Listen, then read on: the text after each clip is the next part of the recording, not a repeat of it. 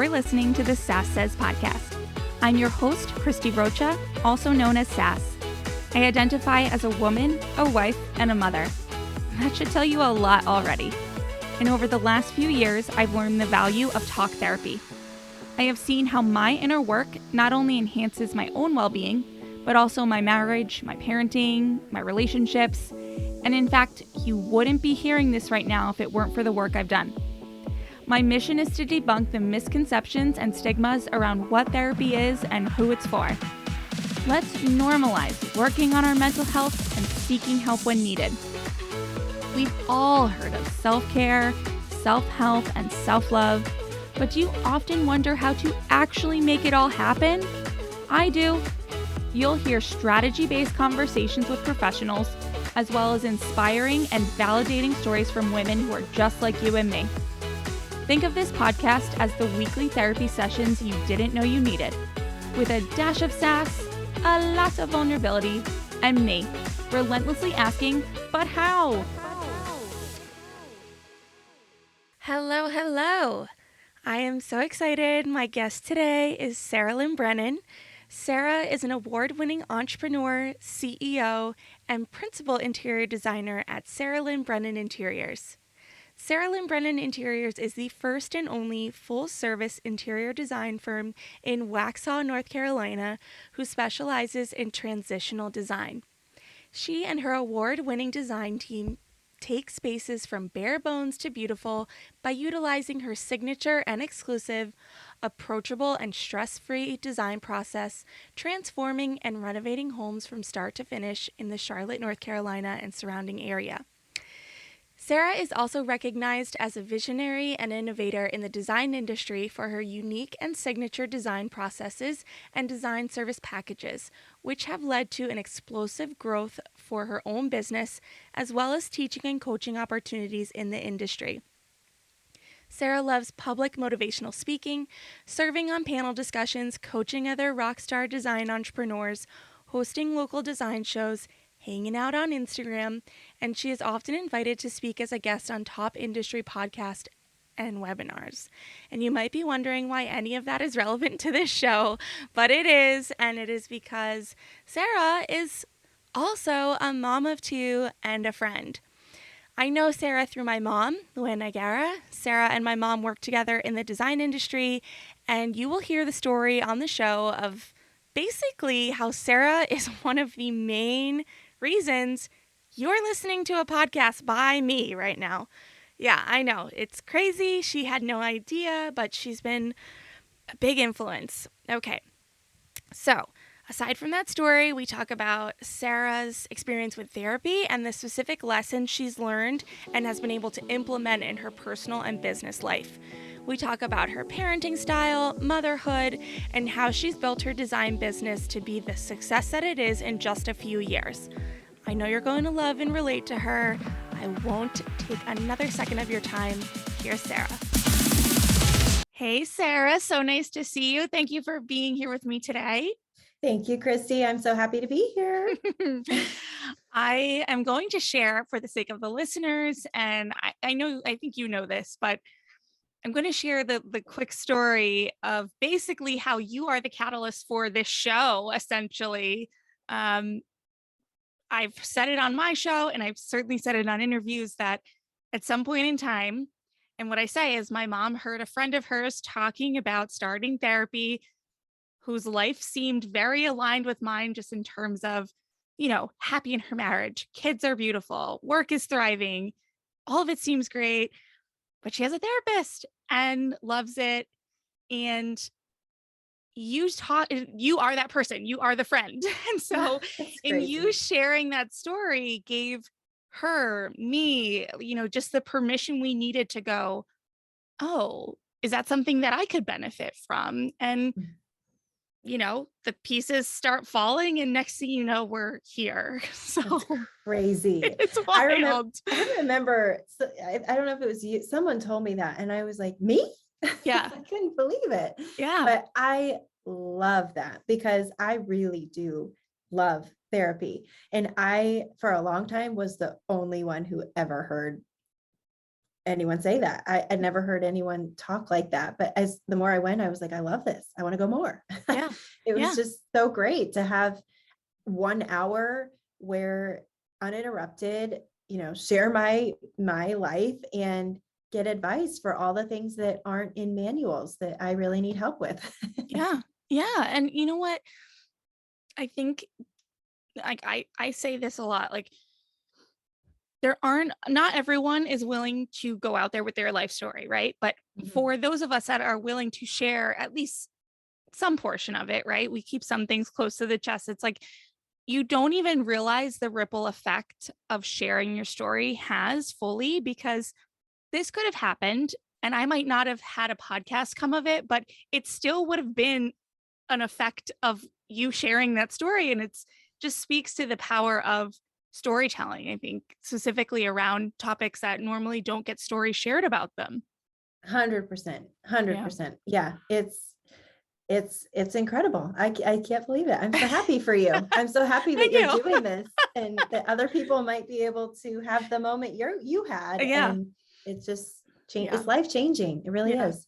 So what was the catalyst for you in starting? Had you had experience with it before, or was this like a totally new and scary thing, or what prompted you to get started?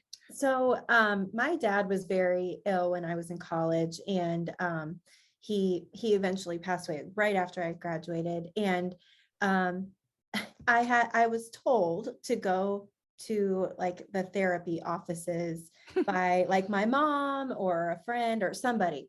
And I didn't think I needed to, but it was like, okay, fine, I'll talk to someone. And it was as like boring and generic as you could sometimes imagine therapy would be. Like Okay. it was not a Yeah. good fit. It was very like, tell me about, like I felt like I should be laying on the chaise that like everyone envisions that being. Mm-hmm. And it was really dry and there was just a lot of note taking and not a lot of dialogue. And Mm, um I was like, what am I doing? And I really didn't like it. Um and so that was my first experience. I was in college. And so my dad passes and I'm out in the real world. And I don't know, probably at least 10 years go by. And um, I'm opening a business and I'm trying to build my design firm. And I listened to a well-designed business with Luann Nigera. And she was having a conversation with somebody about sales and confidence.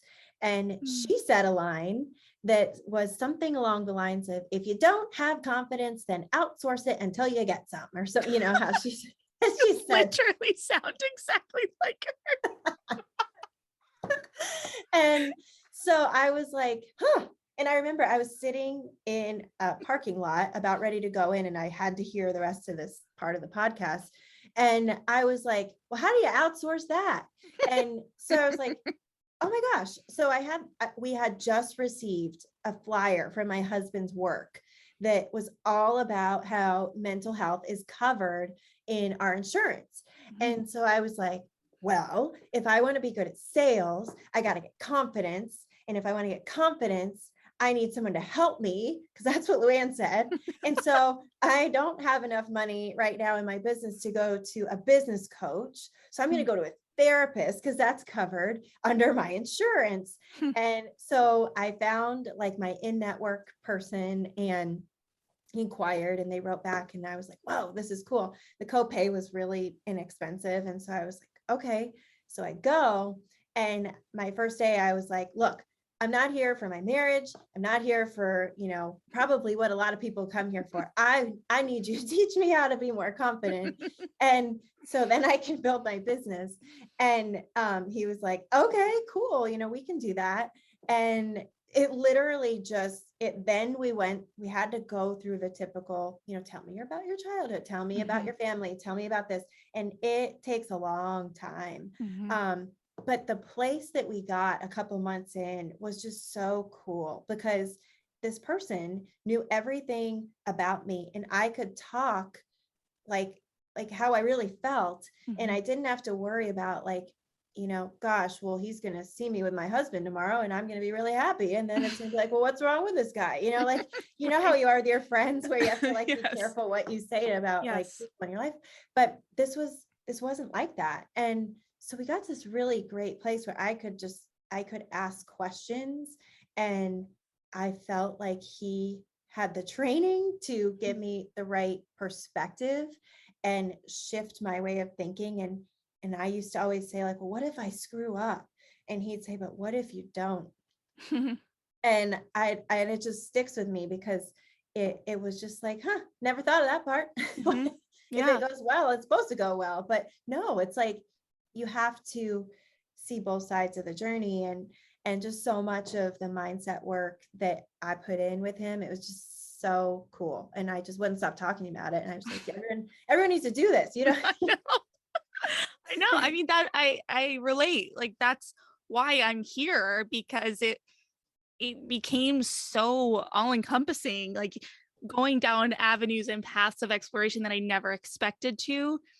And again, to use the same phrase, but like the ripple effect of talking about one thing and then connecting it to another thing. And it just was like, whoa, Yeah. like Yeah. all of that's in there, all of that's under the surface. And it's a little mind boggling, It really actually. is. Yeah. At any point, especially in those first few months, or once you kind of got past the intake and the background, Yeah. was it like, hey, now we're going to work on your confidence? Or did you just start to feel it change? And how did that feel and manifest for you? Well, it's funny because like I didn't realize how passive I would get with like confrontation and stuff. So it was through talking, like, obviously I wanted to be there for work and business, whatever, but I would talk about family and friends and stuff that I was going through, and and through kind of client interactions and things like that. And he'd say, well, how did you handle it? And I'd say, well, I didn't really do anything. I kind of just like let it happen or let it slide. And he helped me realize like I would internalize a lot of things. And so what I started to do was not be so afraid of Mm. confrontation. And he taught me, like, I'm like a one-liner person. I used to teach middle school. I feel like one-liners are like the best things ever. And so he helped me come up with this one-liner that was like how to be assertive without being aggressive. Mm. And so like I would always confuse the two. Like I thought that you had to be like confrontational and a little bit arrogant and a little bit, Mhm. not me to be assertive. But Mhm. he helped me learn ways to be assertive without being the aggressive side that like, Mm. I thought had to go hand in hand. And so that was really cool realization. And that's kind of how my confidence started to grow, was Mm. like, I was like, oh, so I can say this and it doesn't have to be like the beginning of an argument. I Right. can just say how I'm thinking. And he also helped me to realize that like no one can argue with the way that you feel about something. So Mm. like by sharing like you made me feel this way, as opposed to saying, you did this, Right. is a very different approach. And so I use that with clients. I use that, all the time, because the way that I feel is really important in how this is going to go. Mhm. And the way that you feel is important in how I'm making you feel. And so no one can ever argue that. So it makes talking about things a little bit more approachable. And that's what helped me to learn to be a little bit more assertive, is like, I can say that. I'm allowed to say that and I'm not wrong. You know what Mhm. I mean? Mhm. And so that just kind of started for me to learn like, no, this is how I'm going to do things in business. No, this is how I'm going to hold myself at home, when I'm Mhm. having conversations with my husband. And there was a small period of time where in an argument or in like the way that we would kind of have conversation with each other, my husband was even noticing it. And he's like, what is this that you're like, what he's like, and he called it, he'd kill me if I said this, he'll never listen to it. I said, he goes, I don't know what this girl power thing is that you're doing, like this girl power thing. And I'm like, what are you talking about? But I think it's because I never like, I don't know. I think I just learned how to like not cave at Yeah. stuff or not walk away from stuff. And that was the beginning of me like feeling really confident, and it really shifted everything. I used to be really timid. I'd never make eye contact. Like I was really shy as a kid, and I just thought that's how I was. But I learned I could be different, and that Mhm. allowed me to, like, I don't know, be Mhm. more who I really wanted to be, which was really cool. Yeah, when you were talking initially about, assertive versus aggressive, I think unfortunately that is just a societal message that most women get, whether Hmm. it's in their home or just from culture, media, everything. It could have been a lot of your innate personality to just be more shy and more timid, but anytime, really, I still you see a woman asserting herself, there's still someone, some dude somewhere that's going to Hmm. call her a bitch, that's going to say she's being aggressive. And so we just sometimes I notice it even in myself. I'm very selective about when I'm assertive because Hmm. I'd rather just not deal with the backlash of it. Yeah. When it matters, I'll do it. Don't get me wrong. but I know. but it's like, the same, it's not the same for No, it's men. really not. Yeah. No, no, it's really not. And it's unfortunate, because I think there's so much that women bring to the table, especially in business, especially, in all aspects of life, because we are sensitive and we are emotional, but that doesn't mean that leads to any inefficiencies or anything like that. It actually builds better businesses, and it Right. builds um, better companionship and, culture. Mhm. So I do have to, sometimes definitely watch, like, is this worth even being assertive about right Right. now? Because it's Right. not, it's not. But you're so right that Yeah. there is kind of a double standard. Yeah. And I appreciate for sure you sharing, the bit about your husband and the girl power thing, because I think that is a fear for a lot of us too, right? Like we get in relationships, just speaking generally heteronormative relationships, we get in relationships with men, you get into a dynamic, you get into a flow, you love this person, he wants you to be happy and thrive. And Mhm. at least for me, there is still a fear of what will my personal growth and development do to this dynamic? Mhm. How will he respond? Will he still, like, this is getting really like big, but like, how will he respond to my growth? Will he like the new person I am? Yeah. Will this new person create too much conflict for us? Like, oh my God, what's gonna happen? Mhm, mhm, mhm. It's really, really interesting, because shortly after I went through all this, I did one of those personality tests. Mm, And my husband and I found out that we are almost on paper the exact same wow. person, which Wow. leads to some Yeah. heated battles when you're Yeah. both like extreme. Like, we're very driven, and we're very, I guess, type A, but just way at the one end of the spectrum. Like, very few people are in that, and we're the same. And I guess I didn't show that way, Yeah. the majority of my life.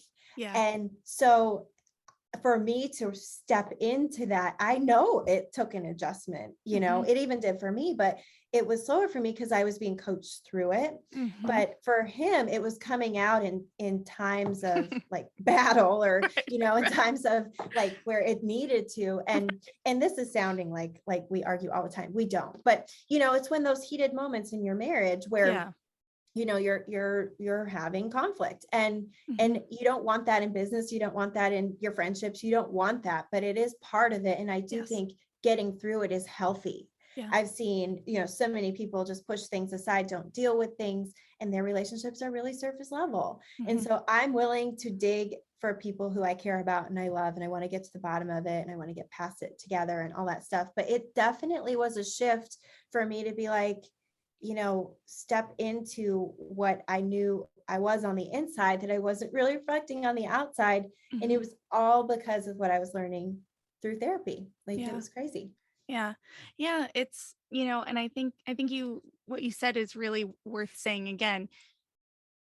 When when we're on that self-development path and you're working with a therapist, you're working with a coach, there is, the people around us aren't privy to the details of the conversations that get us to the point of changing our behaviors and changing our communication styles. And yeah, I can see that. And even in my own life, sometimes it comes off like very abrupt or very like night Mhm. and day of like what is happening here. And um, but I will say, and I'm sure you've noticed the same, whether it's with your kids or your spouse or your clients, even just you changing your communication style benefits everyone you communicate with. 100%. Yeah. Yes. 100%.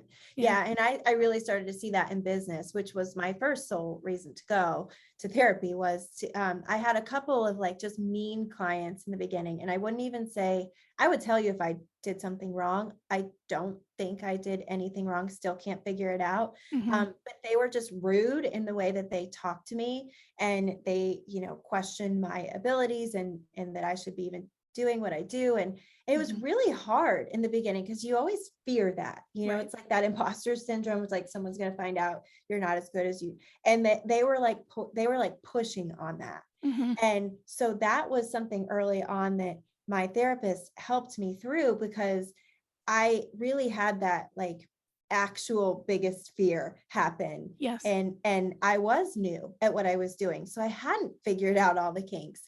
But it was something that we used very consistently as a teaching tool Mm. of like, what happens? What do you do if this happens again? Or let's Mhm. revisit how that made you feel and how are you going to handle that in the future? So it Mhm. was it was all the real life things that I was going through at the same time that he was coaching me through, my therapist, that I wouldn't have been able to read Yeah. anywhere. I wouldn't Right. have been able to pick up a book and learn how to respond appropriately Right. to that situation. Right.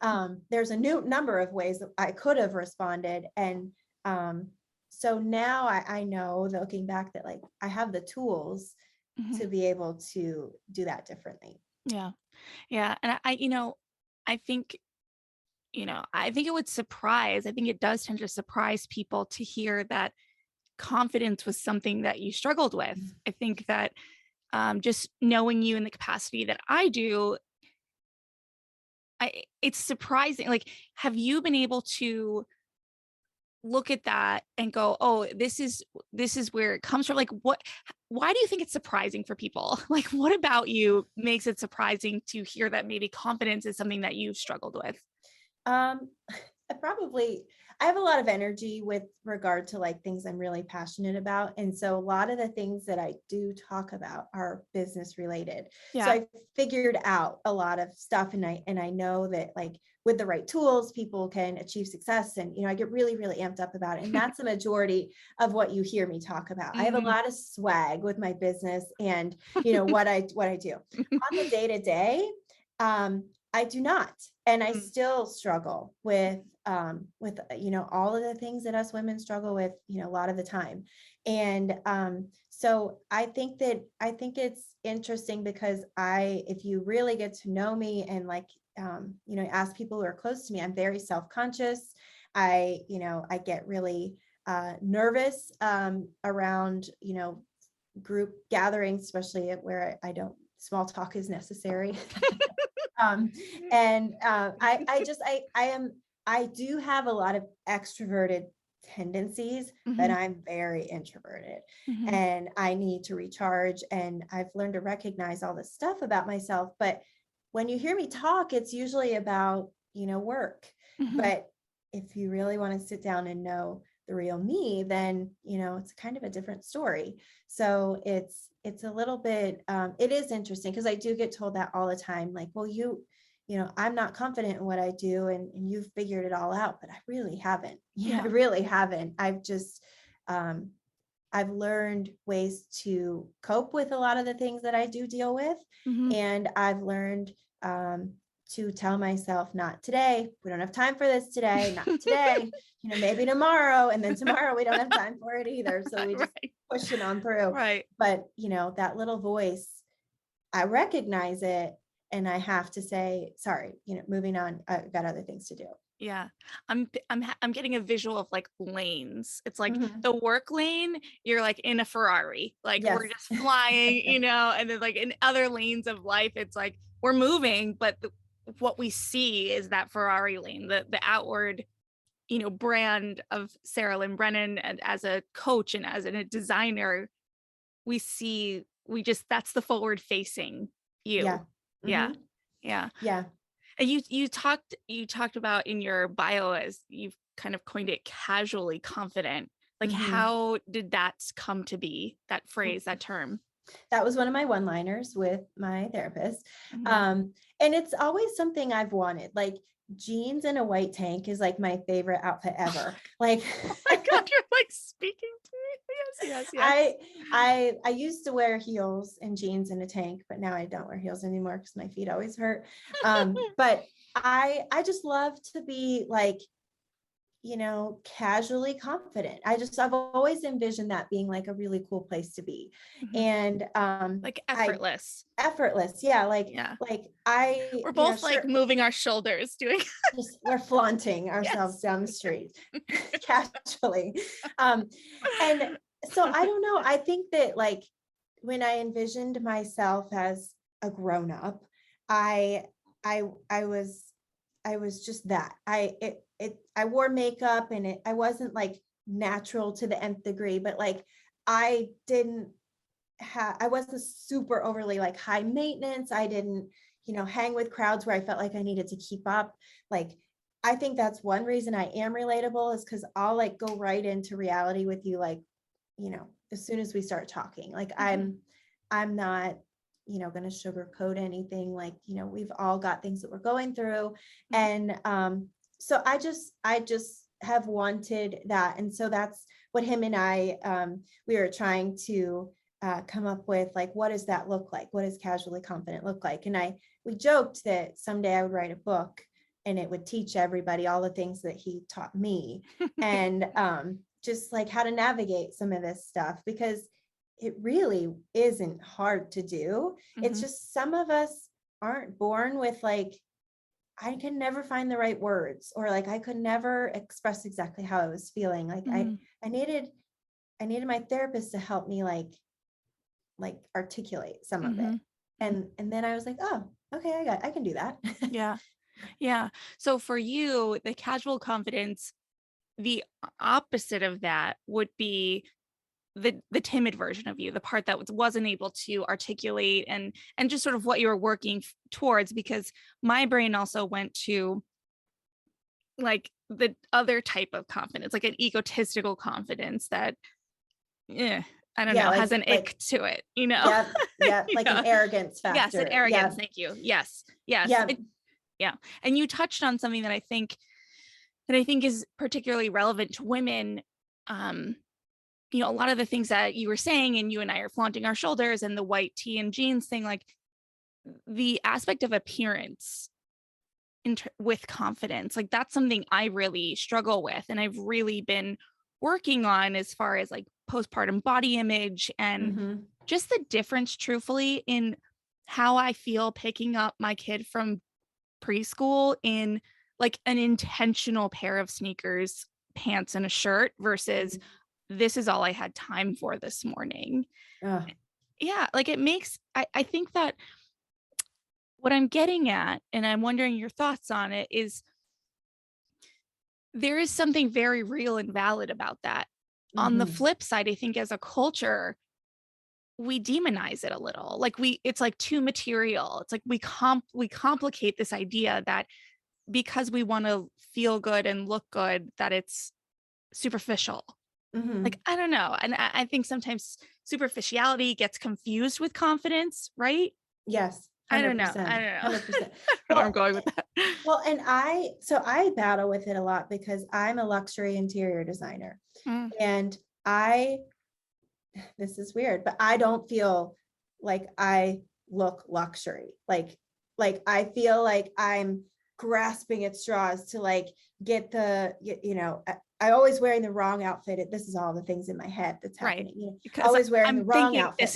this is so not accurate, but okay.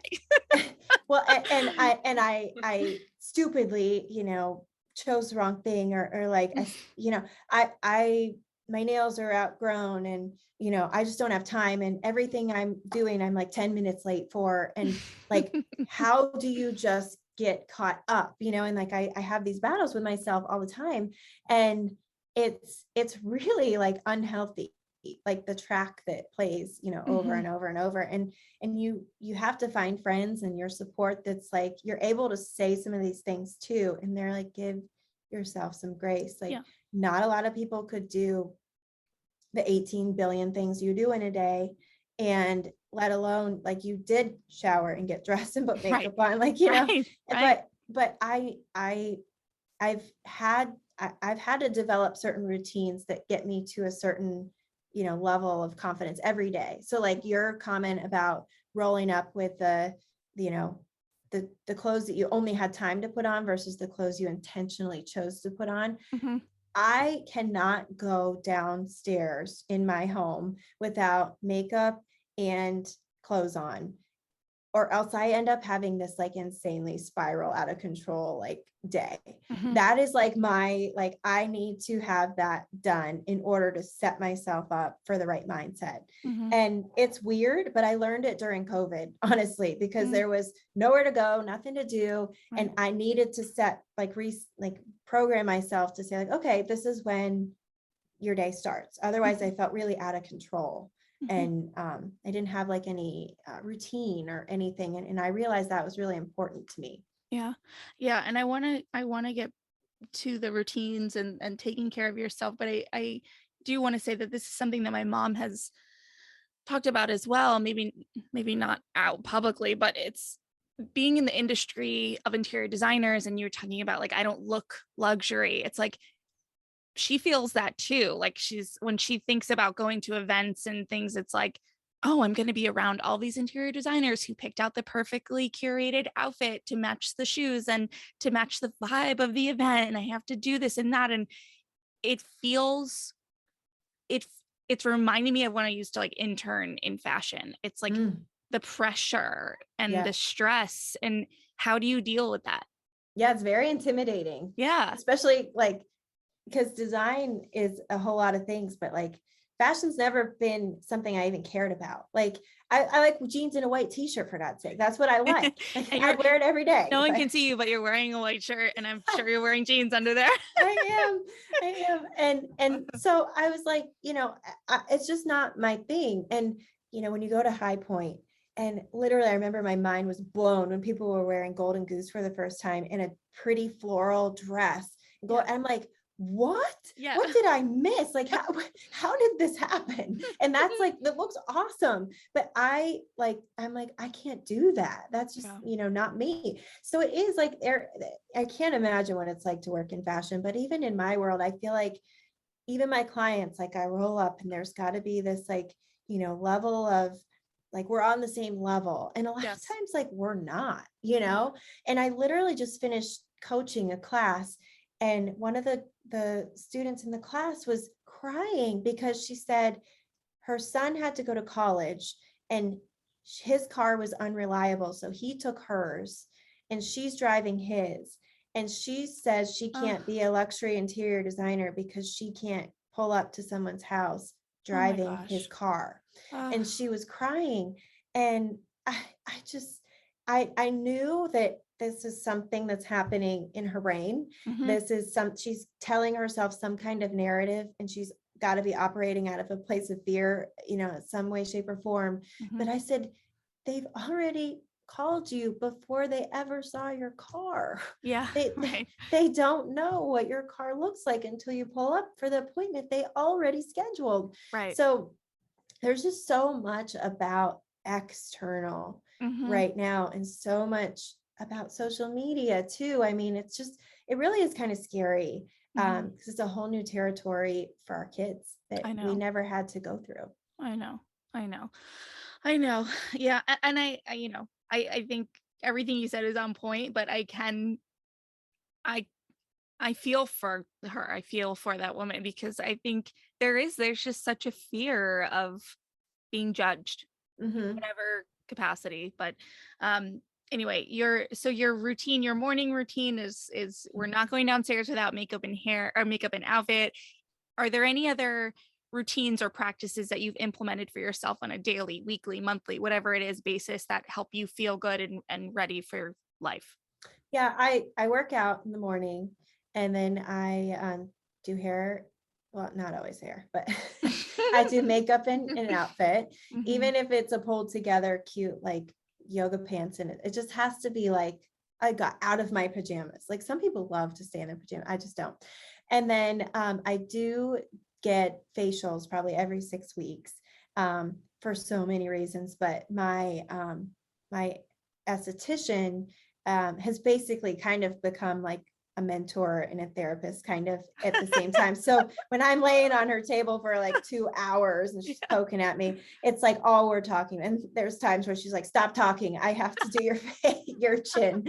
And but it's like I have found that as my kids get older, I'm being pulled in so many directions. Mm, And I am having to make choices where I would be happy doing both things. mm, And I've had to look at what makes me the happiest. And mm, I've had to see other people get upset about that because maybe I could go to this event or that event. And I chose this one and it made this person on the other side feel like I didn't want to be with them. But it's I have had to come to a place in my life where I'm like, I have limited time. Family's always first. So when I have time to myself, I'm going to choose the thing that I feel like is right for me in that moment mhm, and kind of being unapologetic about that. Now, if that made someone else feel bad, of course, never, never, never want that.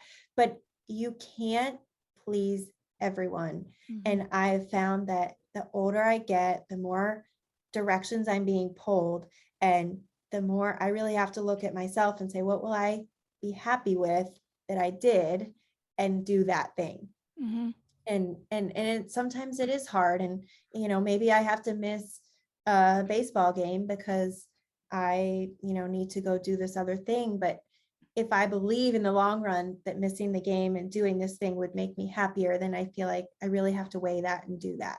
So mhm. it's sometimes difficult, but um I try to keep a few things sacred in my life, let's just put it that way. Okay. How old are your kids now? 6 and 8. 6 and 8. And it's so funny because, majority of the women that I have on the show that when we do talk about our kids, we're talking about younger children than Mhm. the ages that you have. And it just struck me as you're talking, as you said, as my kids get older, I'm pulled in so many different directions. And for those of us that have preschool and daycare age kids, so often I hear like, I can't wait till they're a little bit older and they're in school and I have that time because all these little kids want and need from us is time. And Mhm. that's funny that it's like you're here, you are a few years ahead of us as far as your kids' ages go, and saying, I'm pulled even more. Like, think Yeah. like what's I don't know, like now that you have the experience of having a 2-year old and a 4-year old and now a 6 and an 8-year old, like what are the differences? Like what can we expect? What changes? Yeah, so they become it's really funny. They become kind of more like little people, Yeah. like they're more in tune with what you're doing and what Mm, you're saying and what you're wearing and what you're acting like. mm, And so when before they were like a baby on your hip, and they go everywhere with you and you kind of wish like you could just do something alone for a right. moment. Right.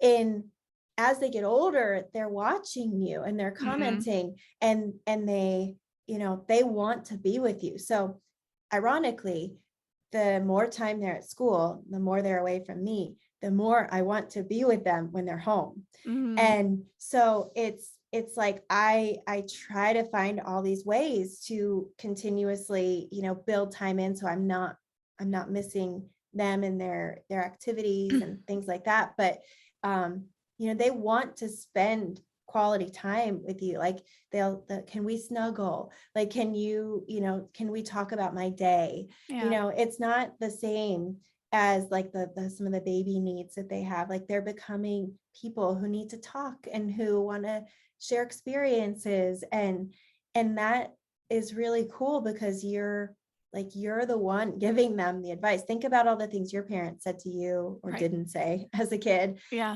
And you wish maybe they did different, or maybe they really stuck with you. It's like, literally, those are the kind of moments that like we're starting Yeah. to get to. So it's fun to shape them, but it's also like they're busy too. I mean, they Yeah. play sports and Well, they're busy, and it's like the stakes feel higher, right? Like, I can play Play-Doh for 6 minutes, and like that's quality time. And as far as their attention span goes, that works for a while, mhm.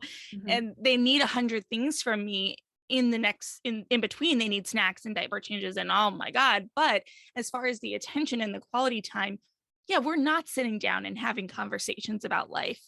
We're having conversation for 6 minutes about Play-Doh, and then they feel connected to me and they move on. Yeah.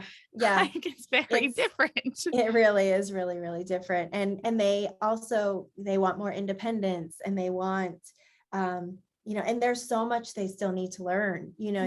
They so need good parents, and for people to be around and watching them and watching their behavior. And, I've got an 8-year-old boy, and oh my God, I just can't even imagine what I'm in for with him. But just some of the little comments, and he's on a travel baseball team, and a lot of those boys have older brothers, and Oh some of the boy. gestures and comments, I'm like, nope, we're not Yep. doing that. Yeah. Yeah. But Yeah. it's also I don't know, as a kid, I got like, if I had a boyfriend, like in 5th grade, and a boy, was in the picture, my parents would sort of like tease me for like, oh, you got a boyfriend, whatever. And so that made me never want to tell him anything. Right. And so I'm like the opposite. I'm like, leave him, let him come to me, but I'm watching. They don't know I'm watching. And so it's just interesting, like how the way the lens you saw your life through, and then shaping your kids. It's really interesting and fun. Oh my God, I'm just the patience Yeah. of even just sitting there and, like you said, like waiting for them to come to you. It's like, oh my God, just come to me right now. Right. Because you can't helicopter, you can't hover. It doesn't do anything for them. And I know. and you said something a few minutes ago about like the risk, they're able to take risks with their feelings and their emotions and things like that because they're young. So like the consequence of the tantrum they're going to throw when you take away the Play-Doh, that's one thing. Right. The consequence of letting them leave the house without a jacket on because they think they don't need one is pretty small, right? But they're learning to think on their own. And then when they get to be adults, they have experience thinking on their own. Not everyone's like, jacket, shoes, here's this, don't forget this, don't forget this. It's like, of course they're going to forget it when they're older. They don't know how to think for themselves. Yeah. So it's watching them sort of walk off some small cliffs to be there for them when they fall and let them make those choices. Think about all the decisions and the mistakes you've made in your life. You learn the best from those that you learn firsthand. And then as they get older, the gamble is higher and greater with their mistakes. There's a parenting book, and I think I can't think of the name of it, but it basically just helps you calculate risk at the different ages in their life. And the risk when they're an adult is so much greater for them to have a big life lesson as they are when they're like 5, 8, 10, 15, as they get older. You don't want them to be behind the wheel and have never made a decision for themselves in their whole life. And a lot of parents kind of hover. And so, I'm all about, Mom, I can't find my baseball sunglasses. Where are they? I can't play without them. They'd be like, oh, well, did your eyes stop being able to squint? Because when I played softball, like I didn't have glasses, I squinted. So, unless you find the glasses, you're going to be squinting today. So it's just like, and then of course, who finds them? But I didn't go find them. Right. those are little life lessons that it's like, put it away in the right spot then, and you'll know where it is. Yeah. Did you find that there was a time when you like, how old were they when when you could start doing things like that? Because my struggle right now is that, my older one is 4, so we're not quite there where she's going to be like keeping track of her stuff, but she could to some extent. My problem is that I want situations like that to move faster than she could do them, that I just do it. You just do it. Yeah. Right. Yeah. I think there's like some small boundary situations where it's like, there's only one warning, I think. So like if they are like, no, you can't have a cookie. If they go get one, then, there's a consequence immediately, not like, no, because they start to learn like, oh, you're not going to do anything anyways. And so it's called Parenting with Love and Logic. I don't know if you've ever read that book, but that's where I got some of these examples, but I take and apply them to like the lesson and the risk that, the risk might be they throw a tantrum in public and you have to leave. And so then you have to, be willing to do that. But you can't say you're going to do that. Like, oh, if you do that one more time, we're going to leave. And then they don't do it, or they do it and you don't leave. Then it's like teaching them the wrong lessons. So that book is just a good gauge of like, if they miss curfew, this is another example they give. If they miss curfew, the natural consequence of missing curfew is you don't get your car that week. So it's like, you better find friends who will take you to school. I'm not taking you to school. And so some of the examples are a little bit extreme, but there's natural consequences that come along in life that all of us, you spilled your coffee on your shirt on your way to work. Like, what are you going to do? Right. You got to figure it out. Right. And so I think like, they obviously start small with kids, but just like, I didn't put my shoes on when I got in the car. And so therefore, now we can't go to the park. You turn around and you go back home. It's like, it's just little tiny things that they have to learn that like, if I don't think about what I'm doing, then it's going to result in a problem. So now when my son leaves the house, it's so funny. He just did this the other day. He's like, hold on. Before we leave, do we have everything?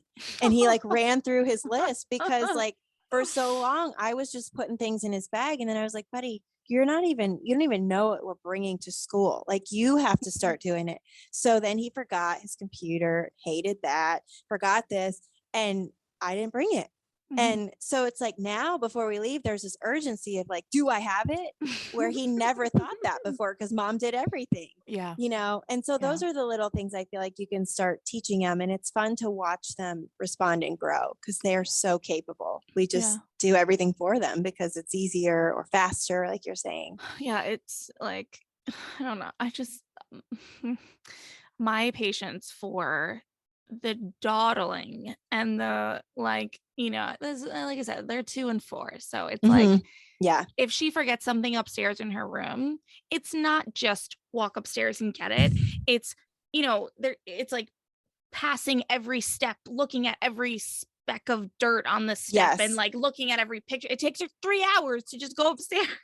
Oh my God. And yes. And picking out outfits, I feel like you set them up for success. Here's outfit 1, here's outfit 2. Which one would you like? They don't get unlimited choices, like 1 or 2. Yeah, I know. I have my daughter right now. It's hot here now, finally. And she just hates a short sleeve shirt, So I'm sending her every day to school in these like long sleeve shirts. I'm like, whatever. Just see, torture. there you go. Brutal. Yep. Oh my gosh. Well, talking, motherhood and things like I didn't realize that you at one point had a blog and had this whole other potential business you were going to start. Like, take me back. Like, what did you think when you first became a mom and you were with the mommy group doing the What's It Really Like blog? Like, what did you see that was out there that was missing? Like, what parts of motherhood were missing from the conversation that prompted you to do that? And like, what was surprising that was hard about new motherhood? All the not so pretty parts were not talked about. it was like I had a C-section, and like I had no idea what I was in for, as an emergency C-section at that, but I didn't understand. And then like a lot of the pressures with breastfeeding, and some of my friends could do it and wanted to do it, and some didn't. And you know, just some of the pressures that went along with that. Some of the things that our kids were going through that like we're like, why didn't anyone tell us about this? Or you know, especially body image. I love Scary Mommy, that blog.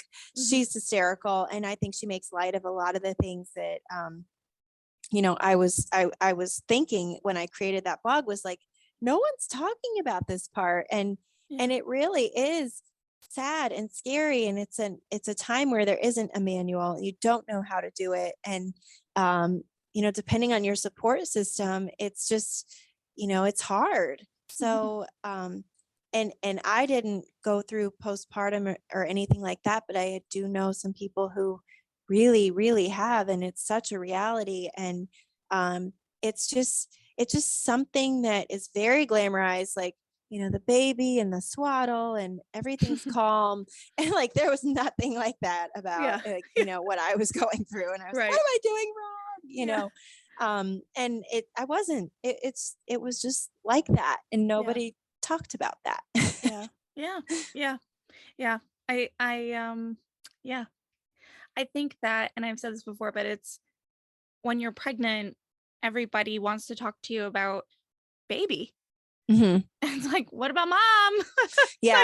Mom doesn't know what's coming. And, you know, I think there's this fear that we're going to scare women, and it's like, we're all doing it. Let's be better prepared than be doggy paddling once we're in it.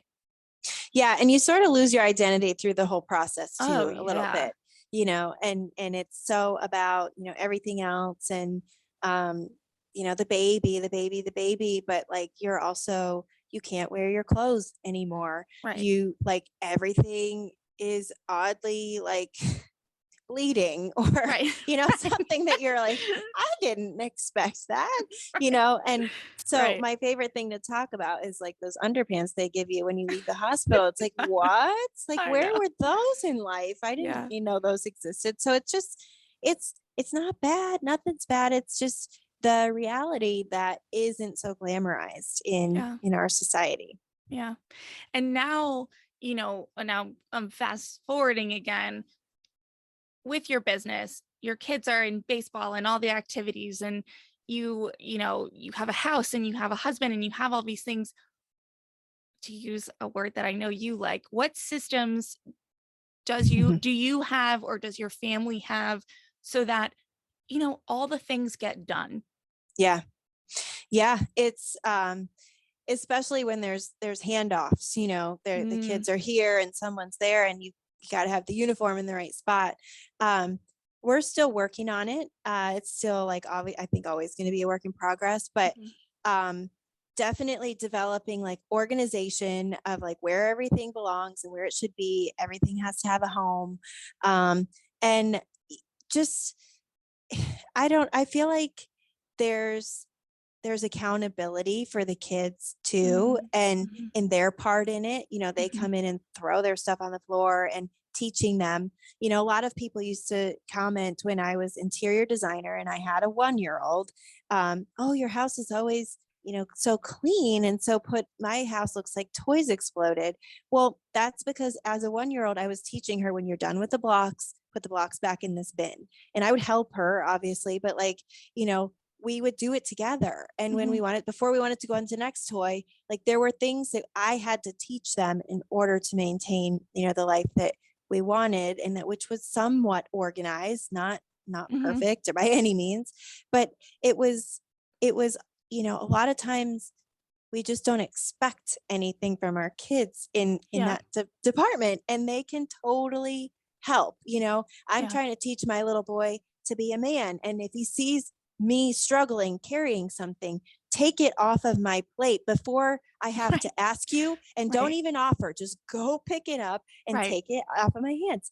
And it's just stuff that we're like, oh, they're kids, they don't know. Like they really can know. Like we have to make them accountable. Yeah. And so there's that. And then there's just, I think getting comfortable, a little bit comfortable in the chaos and Mhm. not sweating like this forgotten sunglasses. Like that could Mhm. have spent all of us into a spiral, but and like stopped at Dick's on the way and like pick Right. up some, but no, it's just like, whoops, Yeah. just learning to adapt, and that it's not, we're not doing brain surgery. We're trying to get from A to B Right. and have all of our things with us. And sometimes we forget stuff, and it's okay. And teaching the kids it's okay. Yeah. It's not going to be the end of the world if you forgot your computer. You'll be fine. Yeah. Yeah. Do they, I guess they're old enough now, but when you're really first starting your business, how did you feel about starting to like, I mean, I'm trying to ask questions without implying what I know and not know, but Yeah. I know you put so much time into it. Like, how did you do that, and how did you feel them respond? Like, do they understand, okay, you know what, this is mommy's work time and then we have this time? Like, I think that's a struggle for a lot of Uh, working moms to set the boundaries and to help their children understand what they're doing, and that it's not this like personal attack on them. And yeah. like, what's your experience with that? It's really hard. I mean, because I work, my kids definitely miss out on some things. And that's really hard sometimes, because the majority of my friends do not work. And the Mm, majority of the people who I'm raising my children with probably don't work. mhm, And so that has been difficult, but, and lots of tears, lots of guilt, mhm, trying, just knowing that if I was home with them and if I wasn't working, it would be a lot less chaotic. Like, I'm just being 1,000% honest. mhm. Like, I would be home getting the school projects together. I'd Right. pre-pack their lunches. I'd be doing a lot of the things that people who stay at home do, but that's not my dream. Mhm, And I wanted it to be my dream for the first, 4 or 5 years of having kids. I stayed at home and I was miserable. And I mm, was really afraid to admit that too, mhm. because that's people's dream. That's what everybody wants, is to be a stay-at-home mom. And here I was doing it and I couldn't stand it, Yeah. because I couldn't, I didn't have that routine of like getting dressed and like, going out. Like I just didn't feel like I was, I don't know. I don't want to say accomplishing anything, because I was raising my kids, but Yeah. it was a really big battle for me. Yeah. And so I started slow. And thankfully, I had really good mentors in my life, like your mom, who would tell me, you can build an amazing business and never see your children. And then when they're adults, they may think something about that, or you can put those kids first and be there with them and build a great business along the way. Like, what's the race? What's the rush? Mm, And so my mom would say the same thing too, is she'd say, why are you in such a hurry? mm, And it's not that I was in such a hurry, but I just was onto something, and it was something that was making me really happy. So there was this battle between like, which do I choose? mm, And it's become very clear over the last like 2, 3 years, that my kids are the priority, and I can still build a really great business. And ironically, when I took on that mindset, my business took off even more. And so now I've had to outsource things. We mhm, definitely have help. We have someone who takes care of the kids after school. My mom steps in and helps a lot.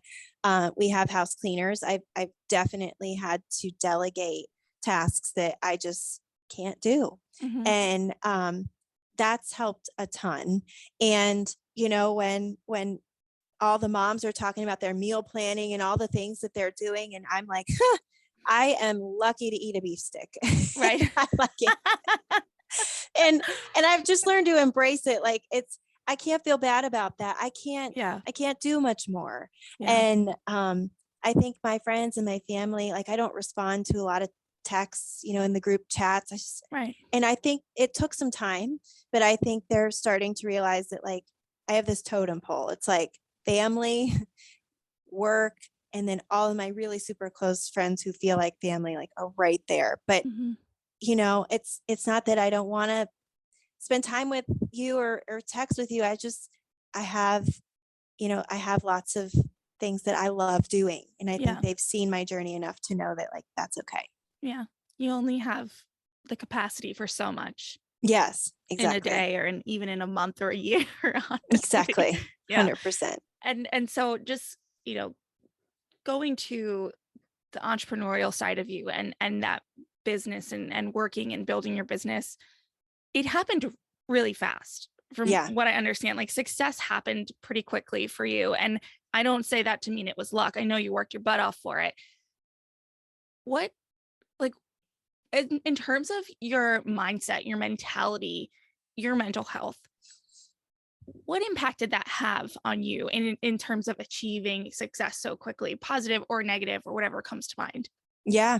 Yeah. I think at first it was really cool. And I didn't expect it. So I was navigating just, making money and doing what I was Yeah. doing.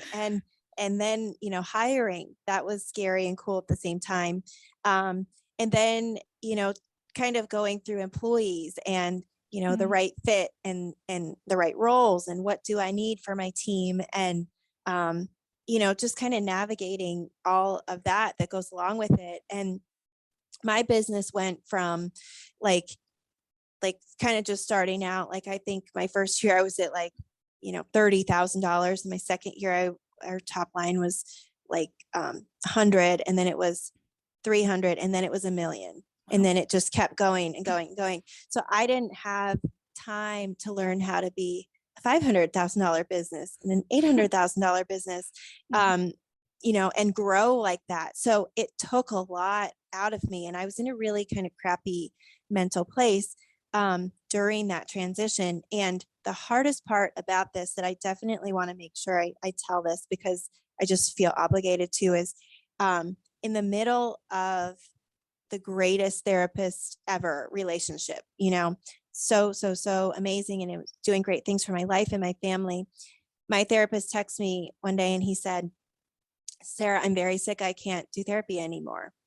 And I was like, and I had been late to our prior meeting. So of course I thought he's mad at me. Like I screwed up. And I'm like, no, I will be there on time. Like, I'm really sorry, because I felt really bad. And he was like, no, it has nothing to do with that. I can't see patients anymore. And I was like, what? And so then I started to get mad, because I was like, well, why would he just say he's sick? And so then I texted him again and I was like, I don't know what's going on. Please let me know if I can help. And I never heard from him. And then like about 2 weeks later, I sent another text and I was like, look, because I lost a parent, and my therapist was a man, and he was kind of like my dad's age.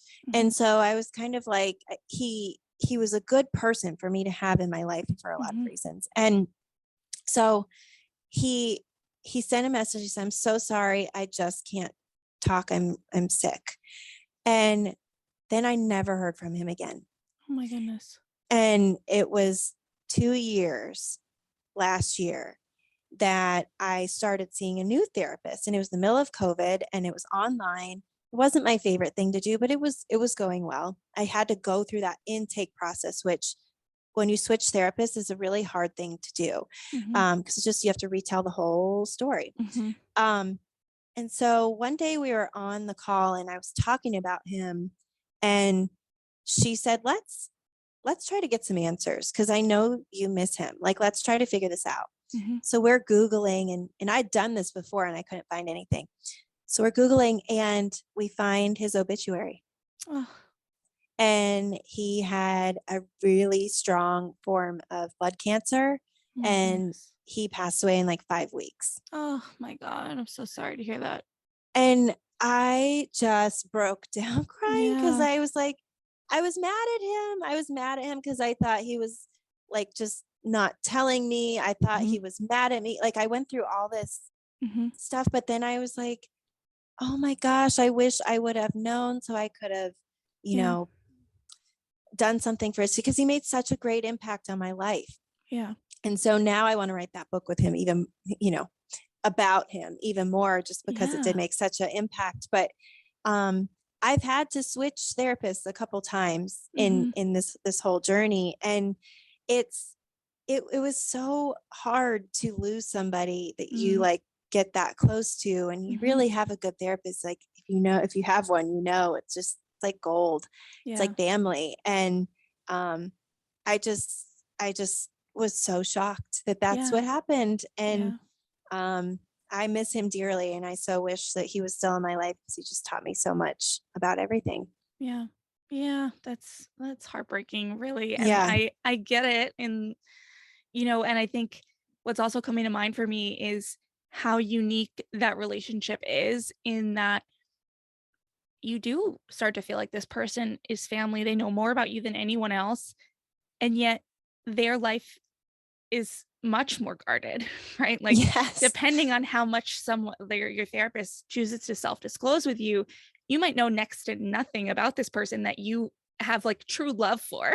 Like, Yes. It's so weird. Very complicated. Yeah. It's very, Yes. yeah. Yeah. You Yeah. don't have a lot of relationships like that where you don't expect them to reciprocate the Right. same thing. So, as I was going through a lot of things in my business, last year was a really hard year for me, and a lot of growth, a lot of change, a couple of really difficult clients. And I was trying to navigate it all on my own. And that's why I reached out and started a new therapist, because I was just like, it's too hard. I need this in my life, because Yeah. it is so powerful. Yeah. And you know what? Any therapist that I've interviewed and whatnot, it's like, we're not meant to do all of it alone. Mm-hmm. We're meant to have support and community. And for you and me, that looks like a therapist. For someone else, it might be a therapist and a coach and a mom friend and all, Right. I hate the cliches, but they're true. We need villages, and we need like Yeah. communities of people that will help us, even if it, feels like an uncomfortable phone call to make initially. Because I think, a lot of people are very intimidated to seek help in that way, especially professionally. I feel like there's just a lot of stigma and misconception and about what it is and who it's for. And, and people end up not seeking the help because it's seen as weak, or it's seen as failure, or it's seen as not okay. And Yeah. meanwhile, that's not the case for so many people who actually make the call. Yeah. And I think surrounding yourself around people who know you and can be a support to you in your journey is so important. Like Luann is such a great coach to me, and she catches me when I'm off track. She's like, what are you doing? Like like if I'm like, she's like, she knows what's important to me, and they help anchor you with that. And so, for a while it was like I was trying to build my business, all business, but now it's just like, I turn off notifications on my email and my phone. On the weekends, I do not work whatsoever. I try to put it down when I get home. It's just, really keeping those people sacred, and knowing the difference between your time, because you can spend your time however you want to do it. You don't get it back. Yeah. Yeah. All right. And I just want to ask one more thing about, what we've been talking about as far as your work, and I'm not sure this was mentioned earlier. It will have been mentioned in the intro, but you starting your business after having been a stay-at-home mom, not being happy, really, facing a lot of imposter syndrome of like, can I do this? Being a designer was not something that you thought you could do. Like, what I want to get at is if there's something to say there about bringing in an income for your family. Now you're at a point where you have multi streams of income. What does that feel like for you? Like, as far as is that impacting your confidence? Is that affecting your mental health? Like, I feel like we're in this time now, right? Especially after the pandemic, women left the workforce in massive numbers. People want to start businesses. People want to start, whether it's a side hustle or a full hustle, and like speak a little bit to like, what are someone who's feeling scared, like what are the positives of like just doing it? Like, what brings you joy? What brings you pride? What, I don't know, help me with the words. Yeah. Oh my gosh. So yeah, I mean, there's something to be said about like just giving it a shot, right? And Yeah. seeing if it'll work, and then figuring out the childcare, and then finding the people who will help you.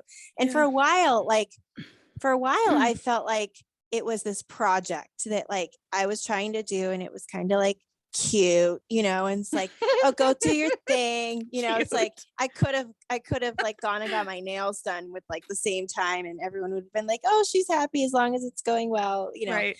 But then there was a financial probably milestone where it was like, oh, like my husband, like, you're doing what? Like, Yeah.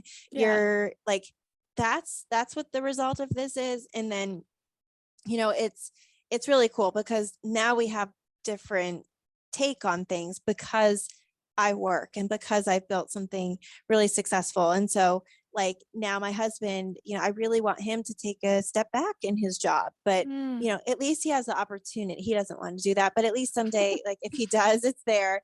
And we just bought a vacation house. We bought a lake house. And so that was something we probably couldn't have done if I wasn't also working. So, there's definitely the benefits to that, like just financially, and just Yeah. being really smart about money and running a business, working with an accountant, all those things are just so important because you think you're making money. And then until you hit those true, hard, cold numbers at the end of the year, you don't know. And so, that was really important to me to like be a stickler about that.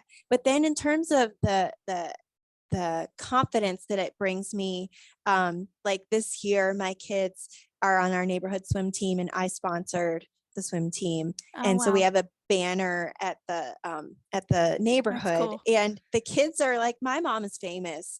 She has a banner at our pool. And I was like, no, there's like 5 other banners. There's other sponsors, but Right. it's just like, my daughter tells me all the time she wants to be a designer when she grows up.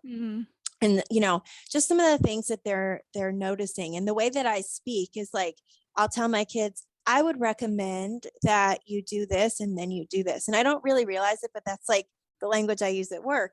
And so my son will say to me, what do you recommend, Mom? What should I do?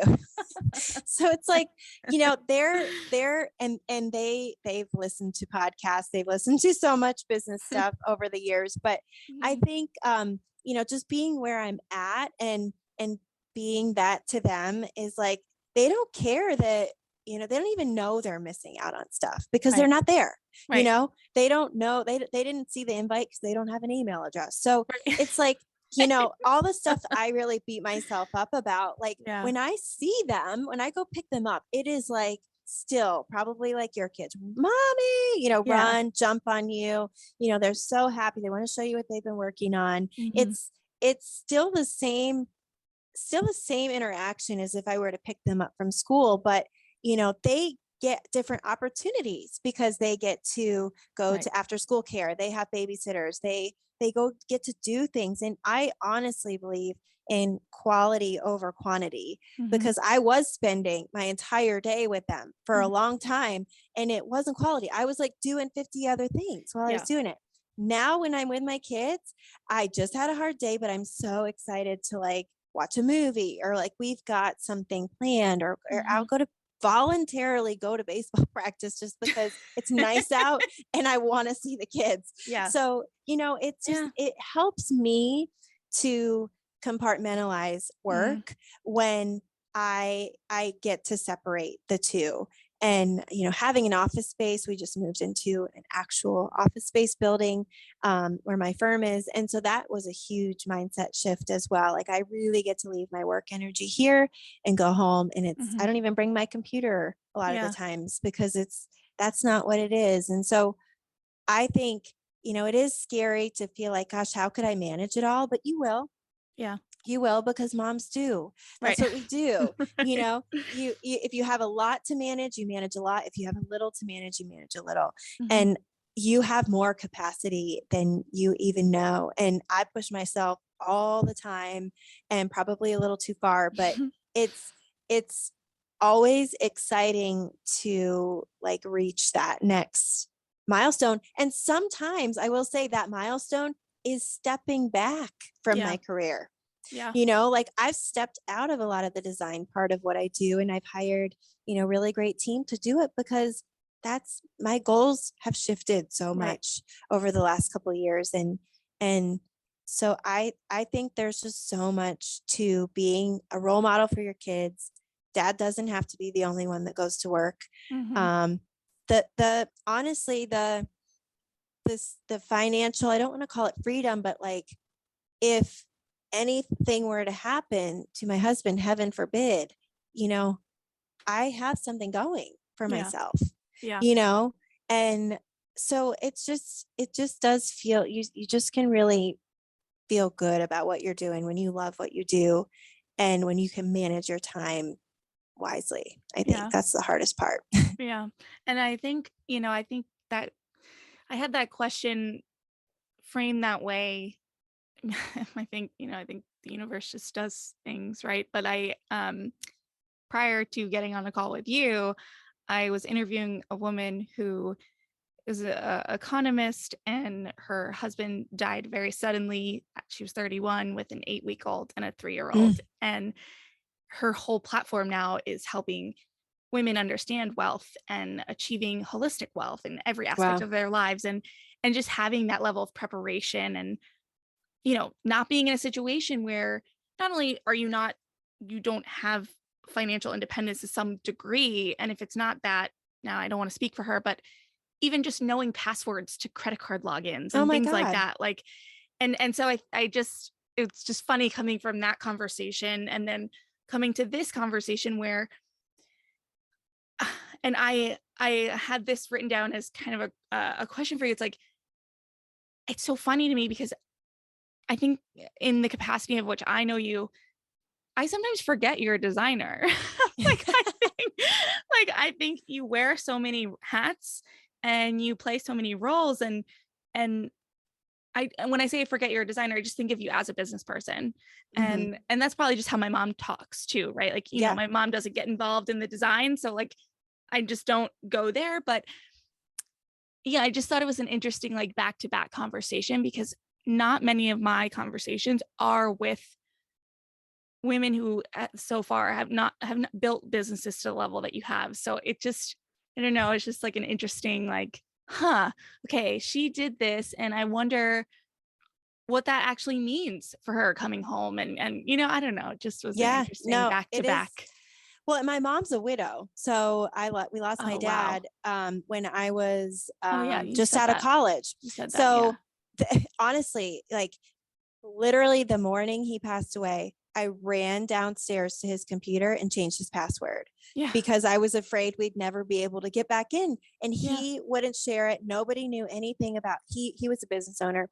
We didn't know anything about like the intricacies of his business. Right. And so like we have all like on the business side of my life, we have all our resource page is what we call it. It's all our logins, all, whatever. I've got a private page for like my financials and stuff like that. And then I created one for our family based on our business model. That's like all of our logins, all of our bank information, all this, all that, because, even as, you don't want to talk about these things like wills and, all that kind of stuff, but it truly does. It's sad, but it does come down to like, how did you plan? And, how did you think about things, and how did you frame, your life? And so much of it is about like, just have fun and, enjoy life and do the things you love. But there's also that like aftermath of when you're gone. And if you're planned and if things are easier for your family, like that's a huge burden off of their shoulders. And so it's really cool. I tell my friends all the time, I want to take a step back, and each year I have continued. And it's funny because I've been in it 6 years. But I knew this was never like huge long-term for me. I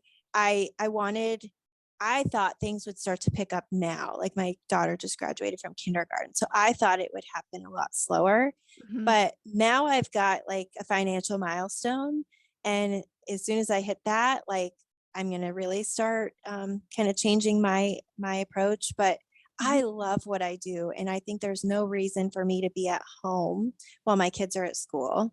Right. Um, I can work and I love to work. So I think it's just getting clear on like, how do you want to spend your time? Yeah. And what will make you feel good about that Mm. when you look back on your life, and if it means spending all your time with your kids, then that's what you should do, if you Yeah. can. Yeah. Um, I think that there's so much to think about as a mom, and taking care of yourself and doing the things you love is important. We kind Yeah. of lose that. Yeah. Yeah. All right. Well, Sarah, is there any, I mean, I think you've said a lot and you've said a lot of really great things. Was there anything that maybe you had on your mind that you wanted to say today that I didn't ask you about, or any final thoughts related to this conversation that are nagging at you that you want to say or share? No, I just think I really wish that it would kind of get out there that therapy is kind of cool. Yeah. Yeah. Um, it's not for the cuckoos of the world, and it's Right. not for those who have been through traumatic things. It certainly can be, Hmm. but it is such a great way to help you navigate your day-to-day life and help you make decisions and prioritize things. And there's nothing shameful about it. Hmm. I think for a long time, I think, you were considered weak if you Yeah. went to therapy because you couldn't handle life on your own. But now I think the strongest people I know are the ones enrolling themselves in programs and coaches and therapists because they want to self improve. They want to be better. Hmm. And those people who refuse it, and those who say they don't need it, are really the ones that need it the most. And so I think it's interesting because those of us who see the value in it, we're like, we're there. Where should I be? What time? Group Yep. therapy, single therapy, don't care, Yeah. And I'm happy to talk about it. I never thought that it would be like that, Yeah. but it just was really cool experience. And who doesn't want an hour out of your week Yeah. to share, and you start to, because a lot happens in your life. So you Right. start to write down the things like, oh, maybe I'll talk to my therapist about this. And then you look at your life and you're like, these are all my problems. These are all the things I want to talk about. Okay, they're really not that bad, Right. and you start to like you filter through them yourself, whereas sometimes they feel huge. Yeah. And all Totally. you need to do is talk about it. And Yeah. and then it's good. And so yeah, I'm just a huge proponent of telling the universe what you want and it will find its way back to you. And I knew that I wanted, better confidence and to stop being shy and to be able to stand in front of people and talk. And I think that what I've learned and through my therapy and growing my business is exactly that. And Yeah. so I'm happy to be where I'm at today. Boom. Well, Sarah, thank you so much. I will, of course, link all of your socials and website and everything to the show notes. And again, I just really appreciate you taking the time. And it was so nice to get to know you a little better. Oh yeah, this has been great. I love it so much. Thanks. I love what you're doing, Christy. It's awesome. Thank you.